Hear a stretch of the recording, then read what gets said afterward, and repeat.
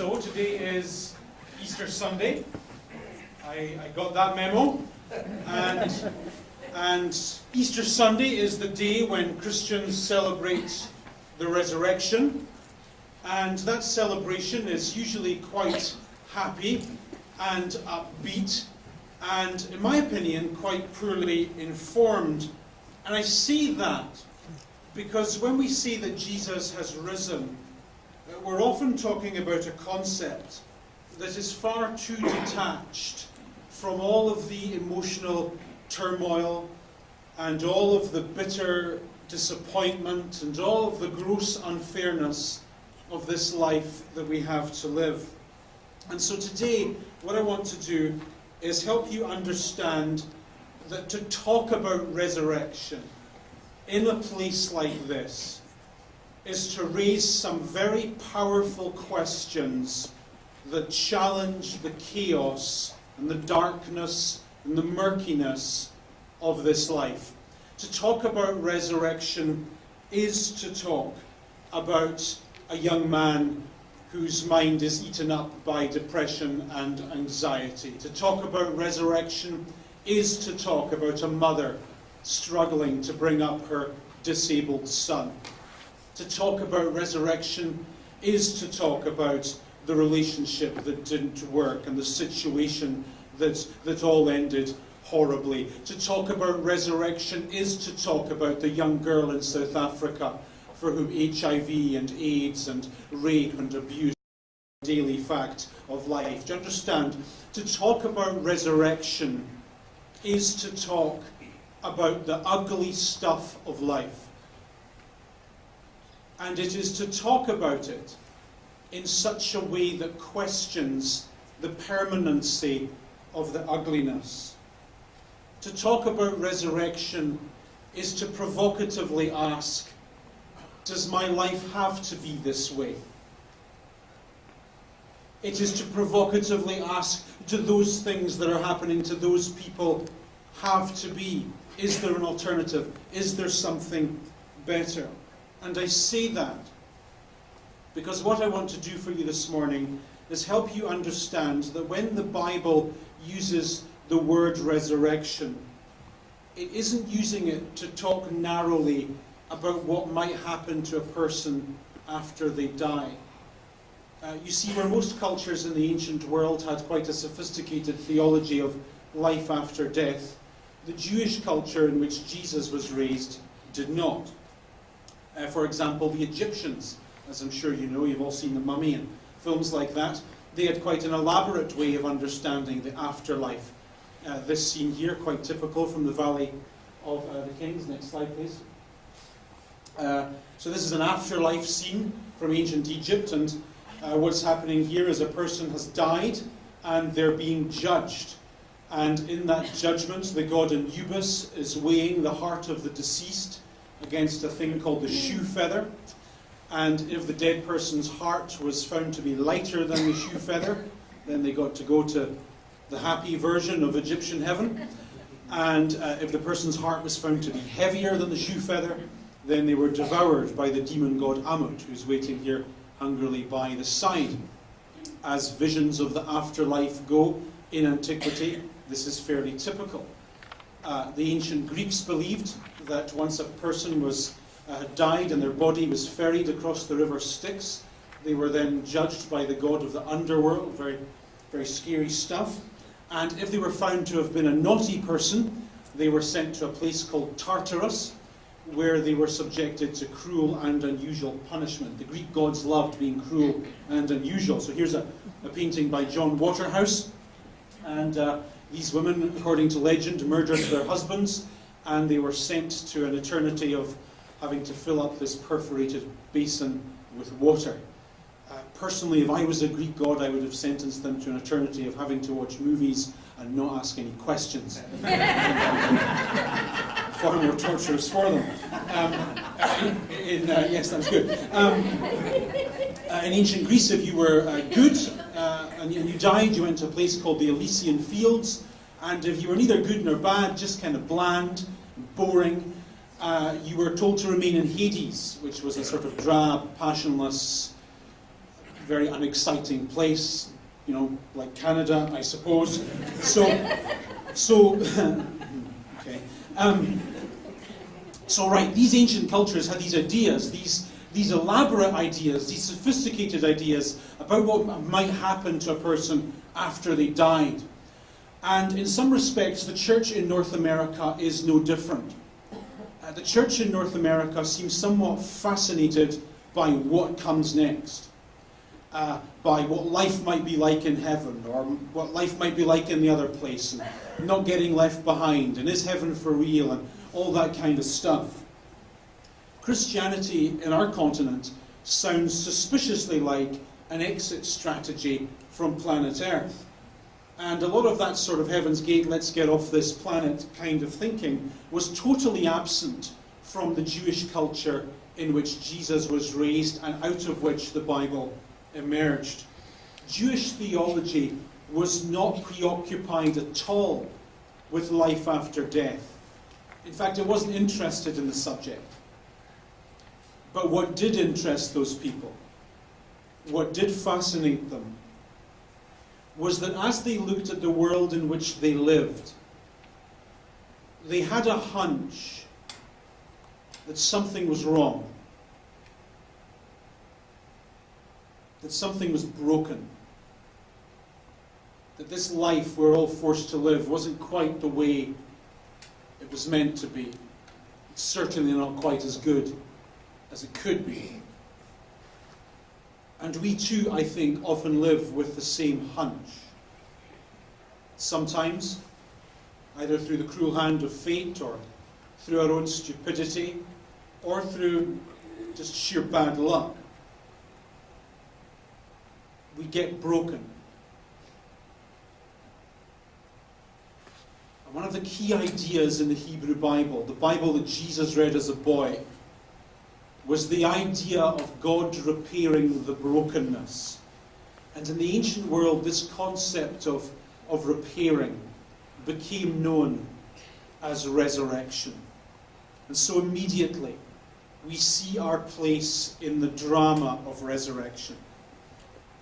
The depression that we're in, the disappointment that we suffer, the guilt that we have, the dirty peccadillos that nobody knows about, the worries that we have with our children, the struggles that we have to pay our bills. It all cries out for you and me with our broken lives to audition for a role in the ongoing drama of resurrection, of God repairing what is broken.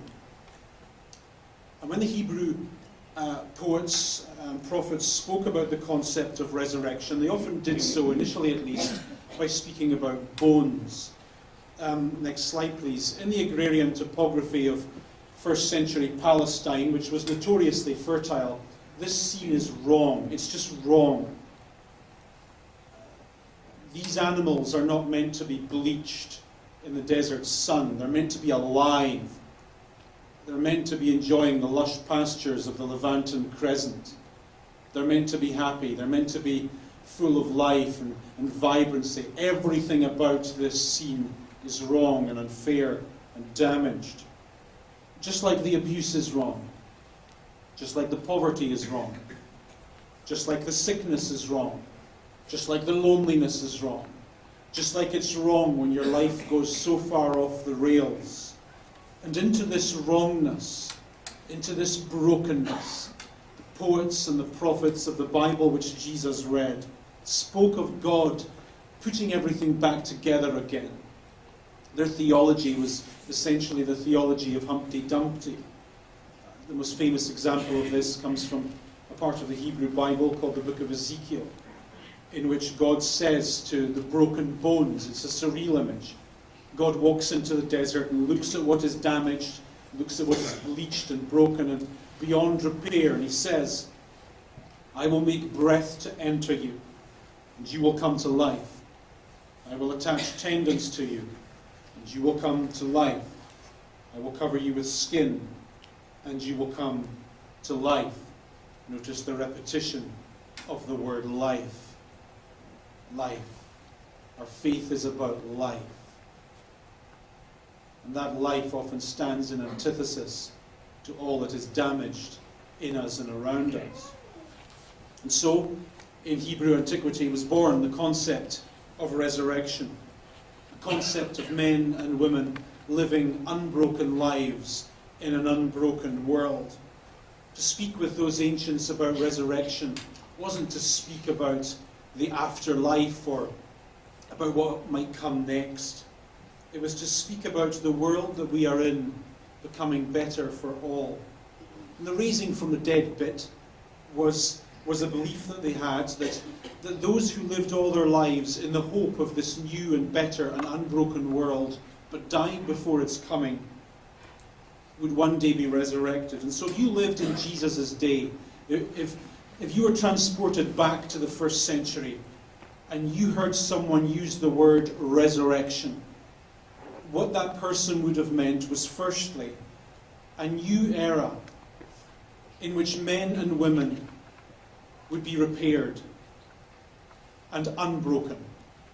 And secondly, you would have heard that person say the rising from the dead of all those who hoped for that era but died before it came. So, now that you understand that, let's re-examine the story of Jesus' resurrection.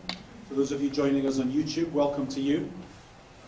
Please understand the camera adds £30. And there are 3 on me. Now that we've got that out of the way, we're looking at the Gospel according to St. Mark, chapter 15 and verse 40. What's going on here is that Jesus is dead, right? He's dead. Block capitals, D-E-A-D, and he's on the cross. And the story says that several women were watching from a distance. Now, the word watching that he uses here means that a person is observing something, but their observation isn't leading to understanding.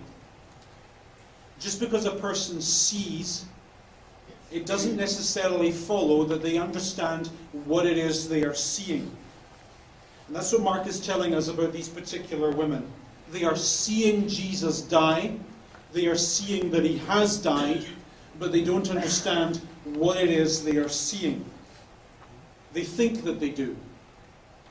They assume that this death is just yet another example of how unfair life is in this broken world.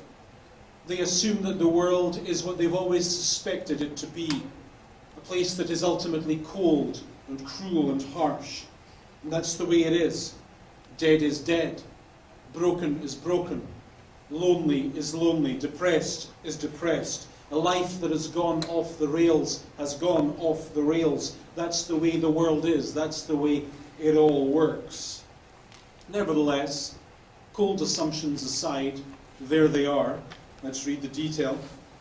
Among them were Mary Magdalene, Mary, the mother of James the Younger, and of Jose. Every time I read that, I'm like, why are there Latinos in this story? Like, is this a burrito thing they've got going on here or not? I don't remember ever noticing that at seminary, but just lately there are Mexicans in this story. And I'm okay with that. And Salome, who I think was probably quite interesting. Then some more detail. In Galilee, these women had followed him and cared for his needs.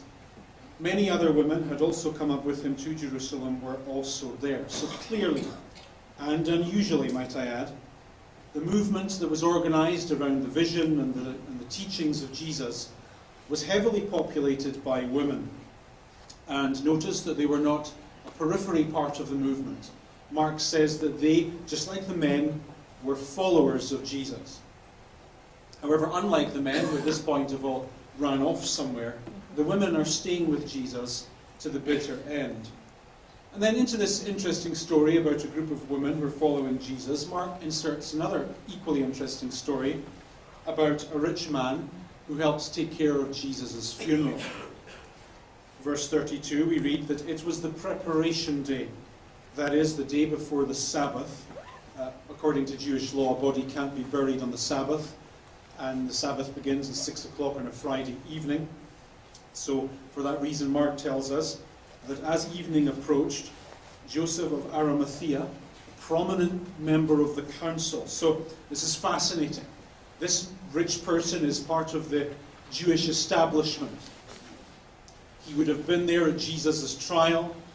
He would have been there as everyone else was abusing Jesus and all of that nasty stuff. However, clearly he wasn't part of the abuse, because Mark tells us that he was waiting for the kingdom of God. So he's one of those covert followers of Jesus. He's into the Jesus thing, but he just doesn't like to let anyone know about it at his work. So he saw in Jesus, past tense, hope of resurrection. He listened to some of the things that Jesus was saying, and he thought, maybe this is the guy. Maybe this is the guy who will usher in this new era of unbrokenness in a broken world. Maybe he'll do something about the loneliness and the sadness and the unfairness and the injustice. Maybe Jesus is the one. However, now that he's dead, all that is gone, and all that remains is for Jesus to be given a decent burial. Jews were fastidious about this, as we often are. It was an important part of their morality to ensure that a dead person, whoever they were, was buried properly.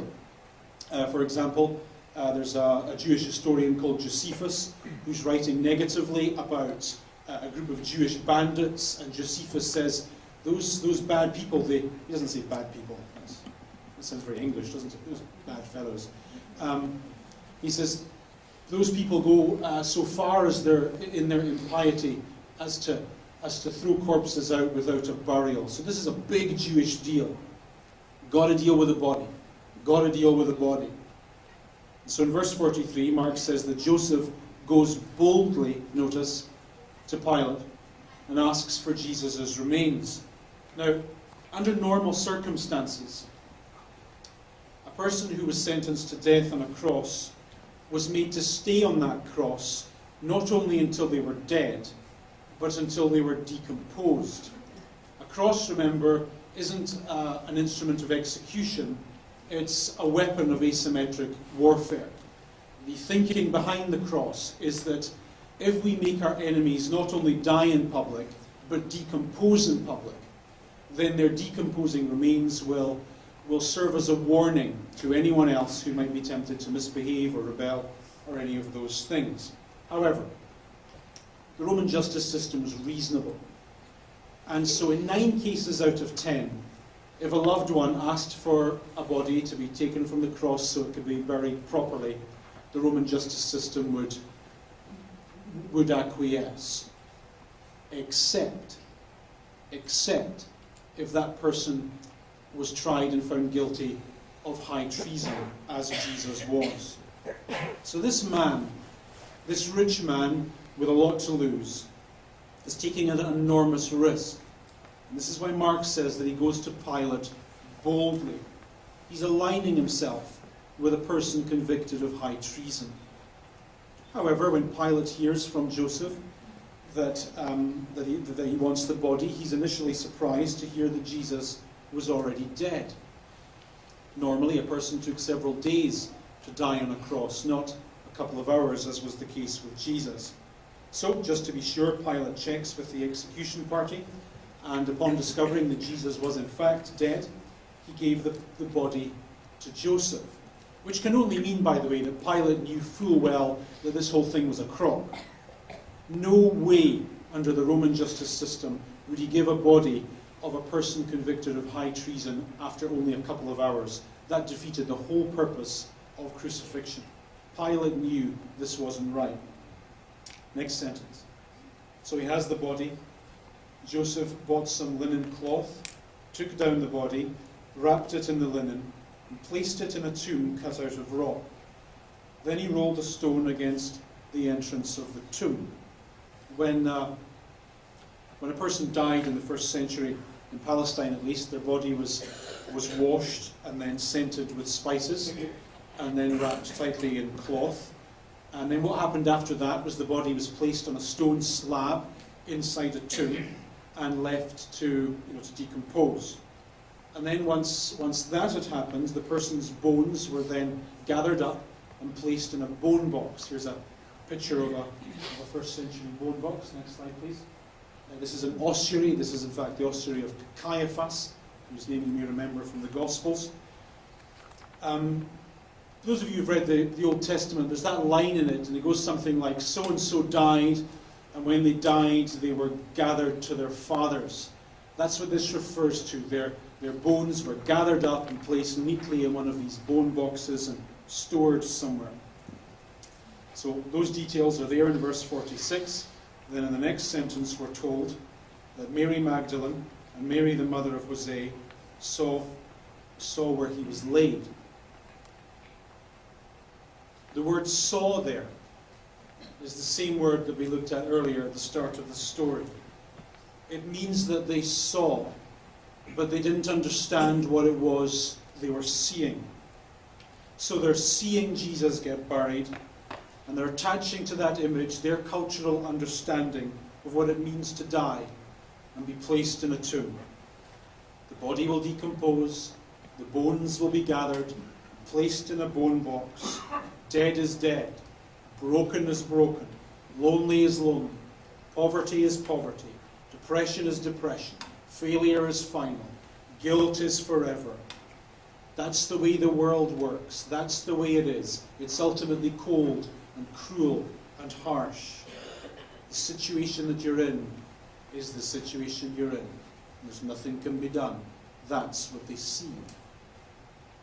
So still operating in that mindset, we're then told that Mary Magdalene, Mary the mother of James and Salome, brought spices so that they might go and anoint Jesus' body. The purpose of this spice is for smell reduction. Bodies in Palestine were not embalmed as they were in Egypt, they were just made to smell nice. And this is a very loving thing to do. This is in the same category as caring for a loved one in your home when they're older or something like that. So although these women don't understand the story of which they are a part, they're nevertheless clearly committed to Jesus. They love him. Or I should say they loved him. As they go to the grave of their loved one, they do so with the same set of assumptions that you do when you go to the grave of your loved one. They assume that ultimately darkness wins, that the world is ultimately a cold, cruel place, that broken is broken, that dead is dead. That's how it works. So, after sunrise, they were on their way to the tomb. The men weren't there, they were sleeping in, which is fair enough. And they asked each other, who will roll the stone away from the entrance to the tomb? Good question. Here's a first century tomb of the type Jesus was likely buried in. And as you can see, there is a large circular stone. Once the body is inside, this stone is rolled into place, and it's quite heavy, obviously beyond the means of these non-Amazonian women. Hence the question, who will roll the stone away? Who will do this for us? However, they get to the tomb and their worries about moving the stone are immediately allayed when they see that the stone, which was very large, had been rolled away. As they entered the tomb, they saw a young man dressed in a white robe sitting on the right side, and they were alarmed. The word white in the Bible is a clue word that means angel. So what these women are seeing as they enter the tomb is this thing that's outside their frame of reference. And so they have one of those, what is this kind of moments? What is this I'm seeing? I have nothing to compare this to. I don't understand this. This is... I don't know what this is. In the next sentence, the angel addresses their fear and says, don't be alarmed. You're looking for Jesus the Nazarene who was crucified. The word looking there is a very negative word. It's always used negatively in the Bible. It means I'm looking for something and I expect that something to be there. Like I put my golf clubs in the cupboard under the basement in the winter, and in the spring I expect them to be there. And when I look for them and they're not there, I'm going to be slightly ticked off. I expect them to be there. Do you understand? I expect that Jesus is dead. And I expect that dead is dead. I expect that broken will always be broken. I expect that lonely will always be lonely. I expect that sad will always be sad. I expect that because I struggle today, I will struggle always. These are my expectations. I know how the world works. I know where I am today, and I know how things are always going to be. It's sad, but what do? I don't buy the theology of Humpty Dumpty. When he falls off the wall, I know that all the king's horses and all the king's men can't put him back together again. When life gets broken, life stays broken. And resurrection says, I disagree. Resurrection says, things are different now. Change is coming. And change is good. And so when the angel says you are looking, by which he means you're looking for your preconceived, quite depressed ideas, you're looking with eyes that assume that dead is always dead, that broken is always broken, that things will always remain as they currently are, with eyes that assume that darkness always wins, you're not going to find what you're looking for because he's risen. It's better now. It's different now. So today is Easter Sunday. And Easter Sunday is the day when Christians celebrate the resurrection. And what we're celebrating is not that one day we'll leave this world and go to another, but rather that Jesus has started something beautiful in this world that we call our home. Resurrection says that what we do with our lives matters. Every act of compassion matters. Every piece of art or music that is good and true matters. Every piece of business that is honest and fair matters. Every kind word that we speak, every decent thing that we do, it all matters and it all goes on in God's good world. Nothing will be forgotten. Everything has its place. Nothing gets wasted. The big story that we've bought into as Christians is not that he one day will abandon this place and go somewhere better. The big story is that God has not abandoned this place, nor our broken lives within it. And this is why the language of the New Testament is always the language of new life, new creation, new start, new people, new birth. The resurrection is a celebration of starting over. So that voice in your head that tells you you'll always struggle with the things you're currently struggling with. That voice in your head that tells you you'll always live with the shame of the things that you've done. That voice in your head that tells you that your past will always determine your future. That voice in your head that tells you there is nothing that can be done to change who you are and what you've become. That voice is powerfully and provocatively challenged by resurrection. Resurrection says it won't always be this way. Things can be different. Things will be different. Resurrection, it has a swagger to it. It's a Jason Stratham word. It's a walk into a room full of bad guys and kick their butts kind of word. It's a word that says the darkness doesn't win, the loneliness doesn't win, the unfairness doesn't win, the brokenness of your life, all the damage, it doesn't get to win. There is another story. It is, I suppose, a wake-up call to those of us who have bought into the idea that tomorrow has to be like today. Resurrection is a new day. And so we noisily and happily celebrate as Christians resurrection.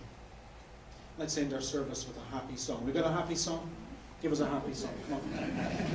Then we'll press a few words. Good morning, everyone. Welcome to our Easter service. We're not quite done yet, but we will be soon.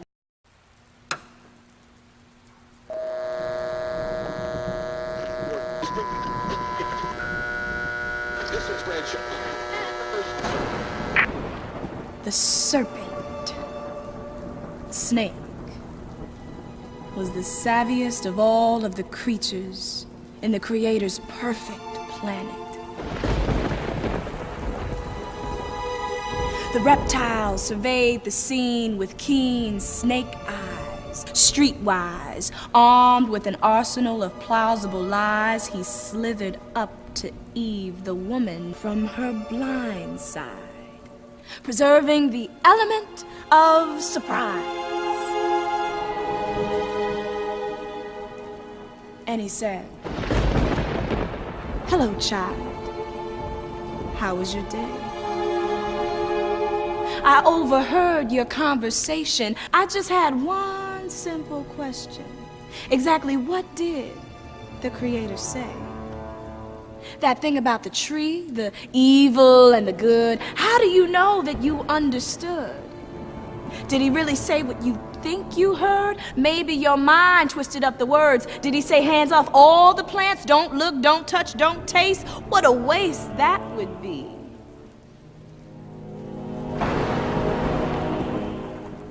Eve, the woman, pointed out the tree with the taboo, the tree of the knowing, the good and evil too. She told the snake that God had made it drop dead clear that everything else was free, every other tree. But if they took one tiny taste of the fruit of this particular one, they would absolutely, positively crash and burn.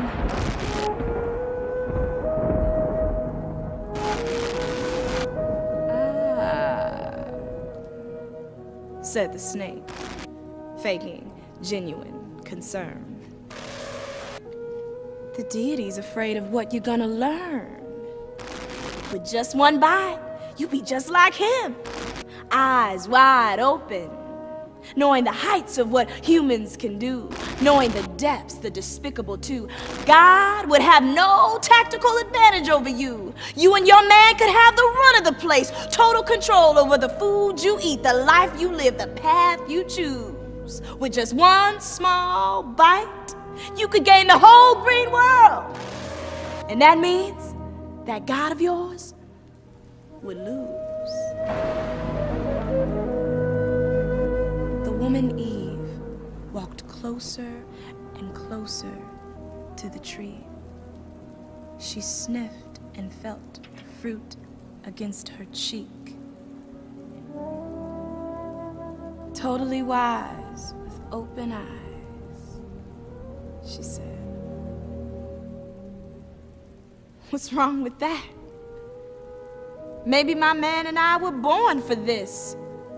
Born to know, born to control, born to rule." She swallowed hard, and it was done. She gave some to her covenant partner, Adam. He opened his mouth and gobbled it down, and the universe was silent.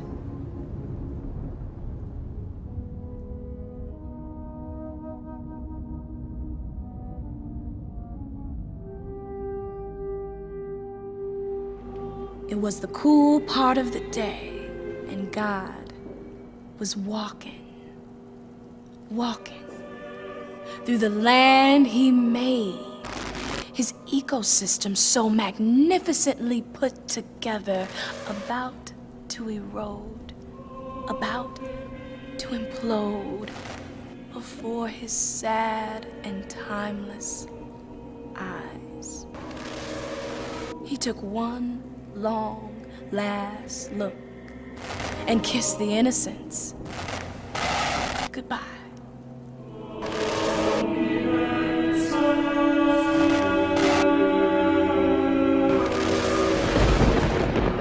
Adam,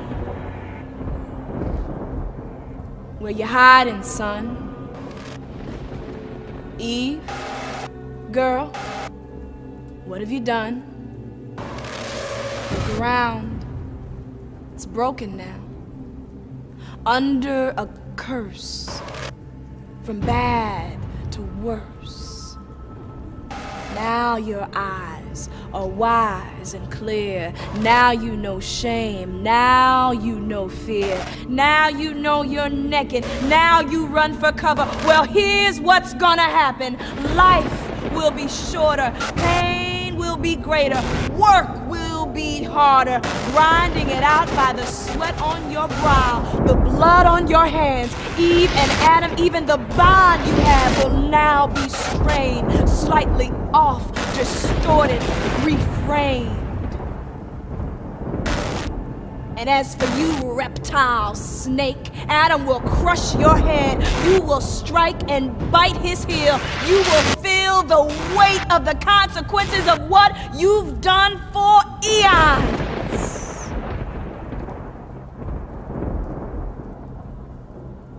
He looked them in the eye with a sigh.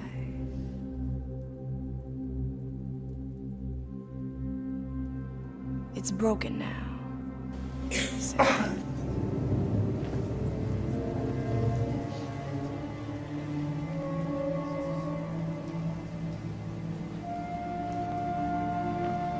Jesus went out, as usual, to the Mount of Olives, and his disciples followed him.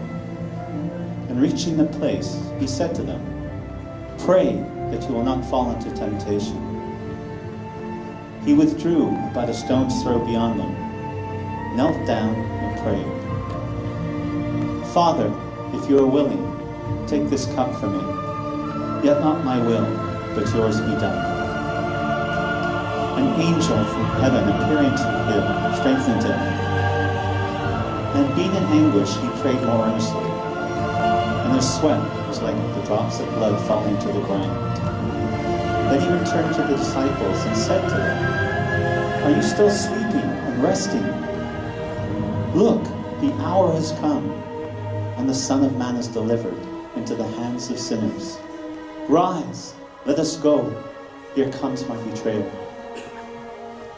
The one called Judas Iscariot went to the chief priests and asked, "What are you willing to give me if I deliver Jesus over to you?" So they counted out to him 30 pieces of silver. From then on, Judas watched for an opportunity to hand him over. While Jesus was still speaking, Judas, one of the 12, arrived. With him was a large crowd, armed with swords and clubs, sent from the chief priests and the elders of the people. Now the betrayer had arranged a signal with them. "The one I kiss is the man." Going at Jesus, Judas said, "Greetings, Rabbi," and kissed him. Jesus replied, "Do what you came for, friend." Then the men stepped forward, seized Jesus, and arrested him.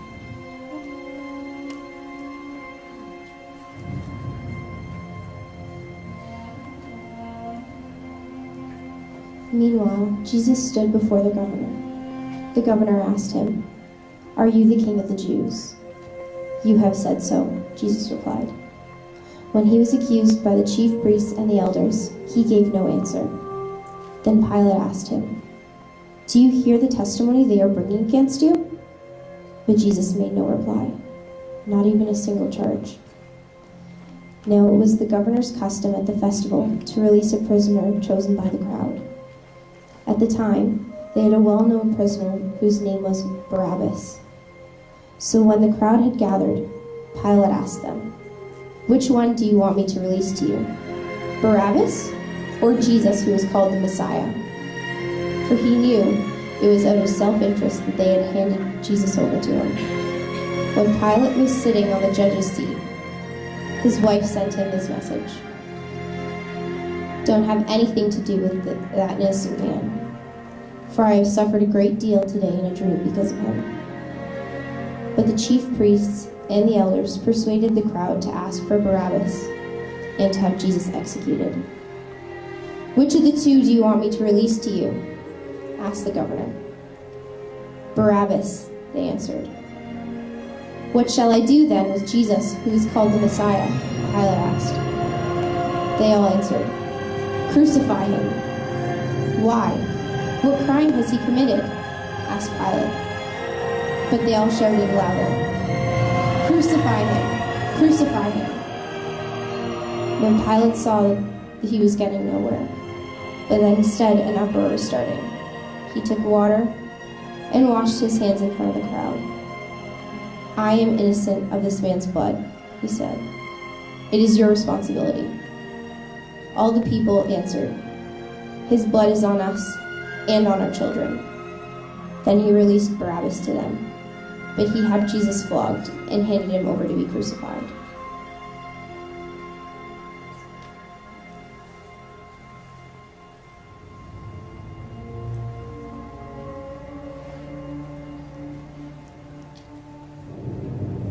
Now Peter was sitting out in the courtyard, and a servant girl came to him. "You also were with Jesus of Galilee," she said. But he denied it before them all. "I don't know what you're talking about," he said. Then he went out to the gateway, where another servant girl saw him and said to the people there, "This fellow was with Jesus of Nazareth." He denied it again, with an oath, "I don't know the man." After a little while, those standing there went up to Peter and said, "Surely you're one of them. Your accent gives you away." Then he began to call down curses, and he swore to them, "I don't know the man." Immediately a rooster crowed. Then Peter remembered the word that Jesus had spoken. "Before the rooster crows, you shall disown me 3 times." And he went outside and wept bitterly.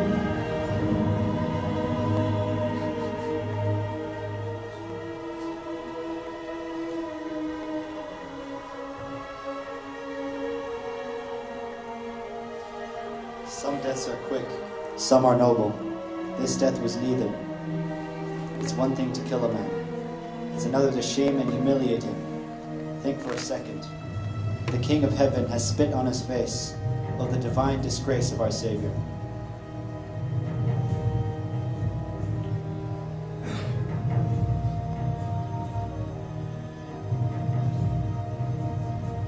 When they came to the place called the Skull, they crucified him there, along with the criminals, one on his right, the other on his left. Jesus said, "Father, forgive them, for they do not know what they are doing."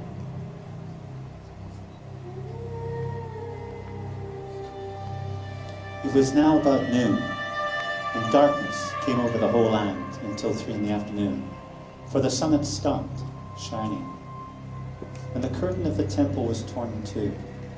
Jesus called out with a loud voice, "Father, into your hands I commit my spirit." When he said this, he breathed his last. Later, knowing that everything now had been finished, so that the scripture would be fulfilled, Jesus said, "I am thirsty." A jar of wine vinegar was there. So they soaked a sponge in it, put the sponge on a stalk of hyssop plant, and lifted it to Jesus' lips. When he had received the drink, Jesus said, "It is finished." With that, he bowed his head and gave up his spirit.